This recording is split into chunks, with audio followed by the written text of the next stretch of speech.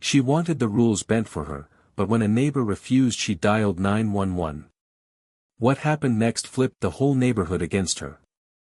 The sound of the gate sliding shut echoed across the entrance of the Stonehaven Estate subdivision in Tempe, Arizona.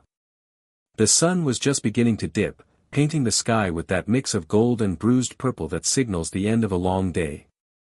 Cars rolled past on McClintock Drive, their headlights blinking on one by one. But right there at the gate, two strangers were locked in a standoff. Excuse me, sir," the sharp voice of Janice Kettelman cut through the air. At 61, she carried herself with the air of someone used to being obeyed. Her hair was pulled into a tight bun, her HOA badge clipped proudly to her cardigan as if it gave her the same authority as law enforcement. The man she was calling after had his hand on the key fob to his SUV, about to step inside. He turned, calm but visibly tired from the day. Maurice Dunley, 44, software consultant, homeowner here for nearly a decade. His gaze was steady, almost weary, as if he'd encountered this kind of neighborhood arrogance before but hadn't expected it to come with such venom. Janice waved her hands, red-painted nails flashing like warning signals. "I need to see inside your vehicle. You can't just—" "I'm sorry," Maurice interrupted politely, "but this is my property. The gate rules apply to everyone, including HOA members. I'm heading home." Janice's mouth tightened. The corners of her eyes flicked toward the gate, then back to him. "I'm going to call 911, she hissed, pulling her phone from her pocket. Maurice raised an eyebrow, pressing the button on his fob. The gate began its mechanical slide, creating a sharp metallic squeal that seemed louder than usual in the quiet evening. Maurice's mind was racing but he stayed outwardly calm. "I suggest you reconsider, Ms. Kettelman. This isn't necessary." She ignored him, swiping her phone. A siren of panic hummed in her fingers as she spoke rapidly, giving details. Maurice's heart sank slightly, a thought flickering in the back of his mind. But he kept his composure. He knew one thing Janice couldn't possibly know. "Dispatch, I have a situation at Stonehaven. I need immediate assistance." And that was when the world seemed to tilt. A familiar, soothing voice came over the line. Maurice froze. He leaned slightly toward the small speaker on her phone. "Janice, this is Officer Dunley's wife. I'm the dispatcher on duty." Janice's face lost all color. Her jaw opened, then closed. The words stuck in her throat. I. Maurice felt a small, victorious spark of vindication but kept his voice measured. "Hello, honey," he said softly, almost playfully. His calmness seemed to deflate her like a punctured balloon. The siren of authority that Janice had carried all her life seemed to falter under the weight of this revelation. The very power she had wielded, an illusion of control over neighbors, crumbled in an instant. The gate finished sliding closed behind him, and Maurice stepped out of sight of the driveway, still maintaining a dignified calm. The neighborhood would soon hear whispers. Car alarms, dogs barking, the hum of conversation in the cul-de-sacs, all would carry the story of Janice Kettelman's failed attempt to bend rules. But Maurice knew the real shift had already happened, and it had nothing to do with gossip. It had to do with truth. And as he entered his home, he glanced toward the living room window. His wife, seated at the dispatcher console, gave a small, knowing smile.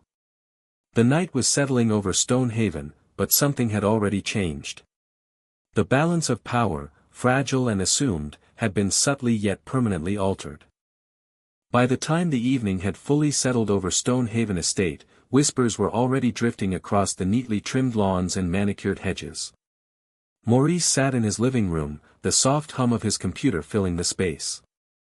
He could hear the distant murmur of neighbors speculating, some leaning over fences, others peeking out of second-floor windows. It was the kind of subtle social pressure that normally intimidated people, but Maurice felt strangely detached. He had never sought conflict, he had merely insisted on fairness. Meanwhile, Janice Kettelman stood at her front door, phone trembling in her hand. The revelation that the dispatcher on the line was Maurice's wife had left her flustered, her usual confidence crumbling. She had always prided herself on knowing the rules, on being the enforcer, the one who could bend others to her will with the flash of her badge or the ring of her phone. Now, every rule she thought she wielded seemed meaningless. Why didn't he tell me, she muttered, pacing the polished marble of her foyer. Her words were sharp, cutting through the silence of her home, but there was no answer. Not even a neighbor's car passing could soothe the sting of humiliation. Her mind spun with imagined scenarios, how this could affect the HOA board, the annual meeting, even her reputation. Every scenario seemed worse than the last. Back at Maurice's house, he glanced at the clock. Dinner would be ready soon, but he barely noticed the aroma of sautéed vegetables and roasted chicken. Instead, he focused on the window overlooking the gate, the threshold where the confrontation had occurred. He knew that change was subtle in neighborhoods like this. People clung to routine, to perceived authority, to hierarchy. But tonight, he had unsettled that hierarchy, if only slightly. The next morning brought a different energy to Stonehaven. Lawn mowers buzzed earlier than usual. Children's laughter was tinged with curiosity as they whispered among themselves about the previous evening. Maurice noticed a few neighbors exchanging glances when he walked his dog. There was a newfound deference in their expressions, an unspoken acknowledgement that something had shifted. Even the HOA board members seemed quieter in the communal mailbox area, their discussions hushed, measured. Janice, however, was far from subdued. She was plotting her next move, determined to reclaim control. At the HOA office, she drafted lengthy emails, copied every board member, and outlined rules, regulations, and procedures with meticulous precision. But each sentence, each paragraph, seemed smaller, less potent. Maurice's calm, quiet dignity had cast a shadow over her authority, one that no document could erase. That evening, Maurice received a knock at his door. He opened it to find Mrs. Patel from down the street, holding a freshly baked pie. "We heard what happened last night," she said, her tone careful yet warm. "You handled that, incredibly well." Maurice smiled politely, accepting the pie. Small gestures like this reminded him that true respect was earned, not demanded. As he closed the door, Maurice reflected on the chain of events. Janice had thought she could manipulate the situation, rely on rules and authority to bend others to her will. But she hadn't accounted for one thing, the power of relationships, trust, and quiet competence. Maurice knew the story would ripple through Stonehaven for weeks, perhaps months, but he didn't care. He had already won in the only way that mattered, by standing firm, with integrity, and without losing his composure. In the distance, the gate of Stonehaven slid open and closed again, a mechanical reminder of boundaries, rules, and control. But tonight, it no longer symbolized fear or domination, it symbolized the resilience of those who refused to bow to arrogance. And for Maurice Dunley, that was more than enough. The following week, Stonehaven Estate was buzzing like a hornet's nest. Word of the confrontation at the gate had spread faster than Maurice could have imagined. Neighbors whispered in driveways, exchanged glances at the mailbox, and murmured during evening walks.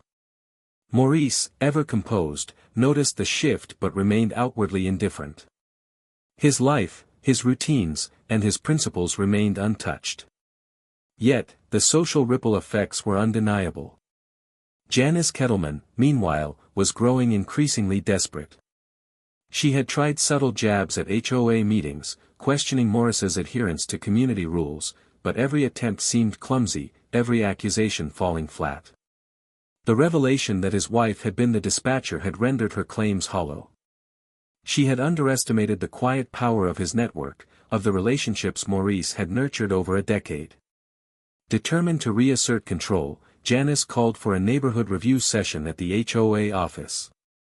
Her voice, usually commanding, now carried a hint of strain as she addressed the small gathering. "We must ensure rules are followed," she began, clicking through slides of regulations, fines, and gate codes. But eyes in the room darted between each other, whispers punctuating the air, and some board members shifted uncomfortably. Her authority was no longer unquestioned.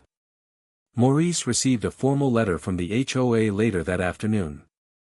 It was meticulously worded, citing minor infractions and gate usage policies, thinly veiled as a warning. He read it calmly, sipping his coffee. Another attempt, he murmured to himself, to bend me to fear instead of fairness. The letter held no sway over him. He had already won in the court of perception, and subtlety was his ally. That evening, Maurice decided to take a walk, his dog trotting alongside. Neighbors nodded politely, some offering quiet congratulations. Mr. and Mrs. Patel waved from their porch. Even families who had been distant before seemed to regard him with newfound respect. Maurice realized that in many ways, the neighborhood was silently aligning behind integrity rather than authority. Janice, however, was not idle. Late into the night, she drafted emails and left messages, her plans increasingly frantic. She attempted to gather a faction of neighbors to support her position, citing imagined dangers and procedural lapses. But each call seemed to backfire, with some recipients subtly siding with Maurice or remaining neutral, unwilling to fuel conflict. The more she pushed, the more isolated she became. Maurice, fully aware of her efforts, decided to respond, not with confrontation, but with calm transparency. He invited her for a brief conversation at the gate, maintaining a composed and approachable tone. "Janice," he said softly, "we can follow the rules without creating conflict. I respect the HOA, and I expect the same respect in return." His words were measured, carrying the weight of someone who understood influence but chose dignity over domination. Janice's expression hardened. She had expected anger, threats, or submission. Instead, Maurice offered patience, consistency, and integrity. It was a mirror she didn't want to see, reflecting the failure of her approach. Maurice left the conversation without raising his voice, leaving her standing in the fading light, her authority once again quietly undermined by the simple act of doing what was right. By the time Maurice returned home, the neighborhood was calm. The gate's familiar mechanical hum was a comforting backdrop, not a battleground. He glanced at his wife, who gave a small, approving nod. Together, they understood that while Janice might continue her efforts, her influence had been permanently tempered. Power, Maurice knew, was fleeting, respect endured. The following days at Stonehaven Estate carried a tense undercurrent, subtle but unmistakable. Maurice noticed it during his morning jogs, in the way neighbors nodded a little longer, or the way cars slowed as they passed the gate. The confrontation had left its mark, and Janice Kettelman, ever determined, was intensifying her efforts to reclaim her perceived dominance.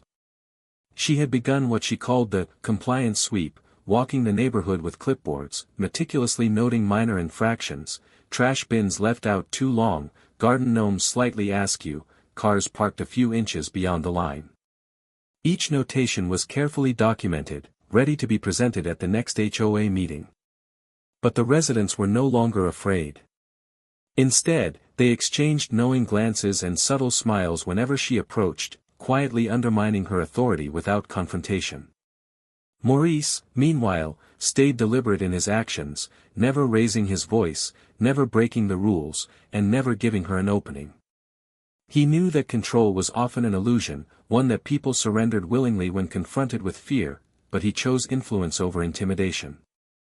His quiet, consistent behavior was a stark contrast to Janice's escalating agitation. One afternoon, Janice stormed to the gate where Maurice was unlocking his SUV. "Mr. Dunley. This is unacceptable. You cannot." Maurice held up a hand, calm but firm. "Janice, I am following the rules. If there's a problem, it should be addressed respectfully and through proper channels." Her cheeks flushed crimson. "Proper channels? I am the HOA. I enforce the rules." Maurice's gaze softened, almost pitying. "Authority doesn't grant respect, Janice. Integrity does. And the neighbors are learning the difference." The confrontation drew the attention of several neighbors, who watched quietly from their porches and driveways. Murmurs of agreement rippled through the small audience. Maurice's calm dignity contrasted sharply with Janice's escalating temper. The standoff, though brief, was telling. By the next HOA board meeting, the atmosphere had shifted noticeably. Janice attempted to dominate the conversation, citing regulations and alleged infractions, but every attempt was met with measured, questioning responses from board members. Maurice attended, not to confront, but to witness the subtle dismantling of her authority. He remained seated, composed, listening as the room leaned toward reason rather than fear. As Janice's tone became sharper, a small, almost imperceptible sigh went through the room. Her influence had been eroded by her own misjudgment. Her attempts to leverage rules as weapons backfired, leaving her isolated. Maurice, on the other hand, emerged as the quiet moral center, the one whose consistency and fairness commanded respect without threats or intimidation. Later that evening, Maurice and his wife discussed the events over dinner. "She's not going to stop, is she?" she asked, worry flickering in her eyes. "No," Maurice replied. "But she doesn't need to. The truth and patience are stronger than her aggression. People are already noticing the difference.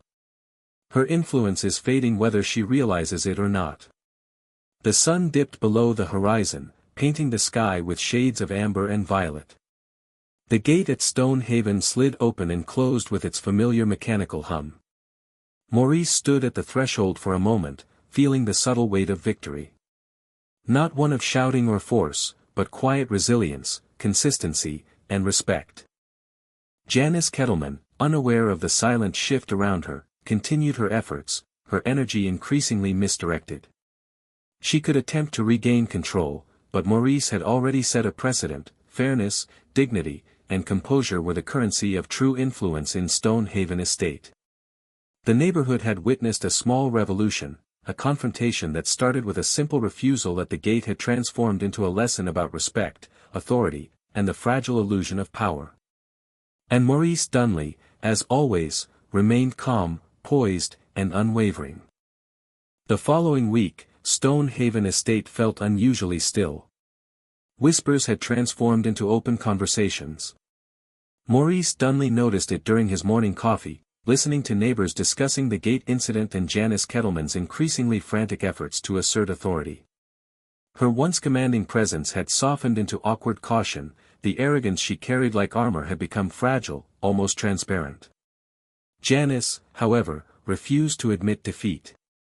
She called a special HOA meeting, determined to rally support for stricter enforcement and to publicly chastise Maurice for his perceived disobedience. Flyers were distributed, emails sent, and neighbors were invited under the pretext of community safety. The energy in the room was thick with anticipation, a powder keg waiting for a spark.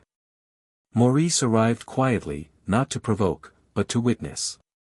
He remained calm, smiling politely at neighbors as he took his seat. Around him, murmurs of support mixed with quiet skepticism about Janice's motives. Her plan to dominate the meeting, to intimidate and bend the room to her will, began to falter almost immediately.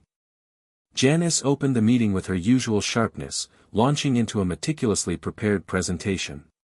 She cited rules, regulations, and even past infractions, expecting gasps and nods of obedience. But instead, she was met with polite, measured questions. Is this procedure truly necessary? Have we considered fairness in applying these rules? Are these fines proportionate? Each question chipped away at her authority, revealing the overreach in her actions. Maurice listened, unmoved, as neighbors spoke. Their confidence had grown, they had seen her arrogance crumble at the gate, and her inability to command respect now reinforced it. One by one, board members gently challenged her assertions, carefully balancing rules with fairness. Janice's frustration became palpable, her voice rising slightly, cracking under pressure. The room, once her domain, no longer bowed to her will. When she finally paused, Maurice stood. Calm, measured, and polite, he addressed the room. We all want our community to be safe, organized, and pleasant. But that doesn't require fear or intimidation. Rules exist to guide, not control. Respect is earned through fairness and consistency, not authority alone. His words hung in the air, quiet but commanding, like a calm tide washing over chaos. A hush fell over the room. Neighbors glanced at one another, nodding subtly. Janice's face hardened, realizing she had been outmaneuvered without confrontation or drama. Maurice had shifted the balance not through aggression, but by embodying what leadership truly meant: dignity, integrity, and patience. After the meeting, Maurice walked home. The air smelled of evening jasmine and fresh-cut grass, familiar and comforting. From his porch, he watched the gate slide open and closed, the metallic hum now a symbol of boundaries respected rather than fear imposed. Janice, defeated yet unaware of the subtle power she had lost, continued her efforts quietly, but the neighborhood had already moved on. Conversations at fences, greetings in driveways, and shared laughter had created a sense of unity that her intimidation could no longer disrupt. Maurice's actions had demonstrated a simple truth: authority without respect is hollow, respect earned through integrity endures. That night, Maurice sat with his wife, sharing a quiet moment of satisfaction. "It's done," he said softly, though the victory was neither loud nor flashy. It was quiet, subtle, and complete. The neighborhood of Stonehaven Estate had changed, not because rules were broken, but because one man refused to bend, and in doing so, reminded everyone that dignity, fairness, and patience outweighed arrogance and unchecked authority. Maurice Dunley had not only defended his home, he had set an example that would echo across the streets, lawns, and gates for years to come. The sun set, painting the sky in golds and purples, the gate humming softly in the twilight. And somewhere, across the neighborhood, whispers of that unforgettable confrontation carried on the wind, proof that integrity, above all, always prevails.